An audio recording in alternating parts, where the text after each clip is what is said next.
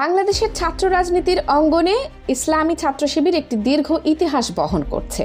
শিক্ষা, শৃঙ্খলা ও ঐক্যের আদর্শে গড়া এই সংগঠন বহু বছর ধরে মেধাবী নেতৃত্ব গড়ে তুলছে, যাদের অনেকেই পরবর্তীতে জাতীয় পর্যায়ে সফলতা পেয়েছেন। তবে সময়ের সঙ্গে সঙ্গে রাজনীতির চেহারা যেমন বদলেছে, তেমনি বদলেছে সংগঠনের ভেতর থেকেও নেতৃত্বের ধরন ও পরিচয়। বর্তমানে এক ঝাঁক প্রতিভাবান, সংগঠিত এবং একাডেমিক্যালি দক্ষ তরুণ যুক্ত হচ্ছেন এই ধারার রাজনীতিতে।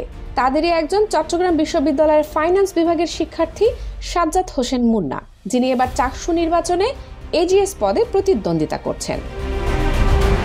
সম্প্রতি সামাজিক যোগাযোগ মাধ্যমে ভাইরাল হওয়া একটি পোস্টে তার এক নারী সহপাঠী বন্ধু হিসেবে মুন্নাকে নিয়ে নিজের অনুভূতি তুলে ধরেন।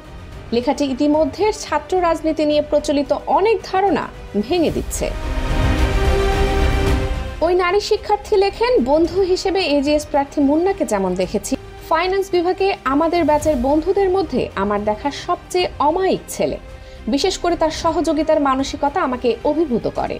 অভ্যুত্থানের পরে যখন জানলাম সে ছাত্র শিবিরের রাজনীতির সাথে জড়িত, তখন খুব অবাক হলাম। ভাবতাম মুন্নার মতো ছেলে শিবির করে, অথবা মুন্না কি শিবিরের তৈরি? এক কথায় শিবির সম্পর্কে ধারণা পাল্টে গেছে ওকে দেখে। তিনি আরও লেখেন, সে একই সাথে ডিপার্টমেন্টের টপ পজিশন, রাজনীতিতে সময় দেওয়া, সামাজিক কার্যক্রম সব কিভাবে সামলে নিচ্ছে ভেবে পাই না। মাঝে মধ্যে ওর অ্যাক্টিভিটিস দেখলে মনে হয় খুব কম কাজই করি আমরা। মুন্না আমাদের ব্যাচের গর্ব। মুন্নার মতো ছেলে যদি চাকসুতে নির্বাচিত হয়, তাহলে আমাদের মেধাবী নেতৃত্ব পাবো। মুন্নাকে যত কাছ থেকে দেখবেন ততই মুগ্ধ হবেন। সামাজিক মাধ্যমের এমন স্বীকৃতি প্রমাণ করে রাজনীতি এখন আবার আস্থার জায়গা ফিরে পাচ্ছে, অন্তত কিছু তরুণের হাত ধরে। কানিজ ফাতেমা সোমা, দৈনিক সংগ্রাম।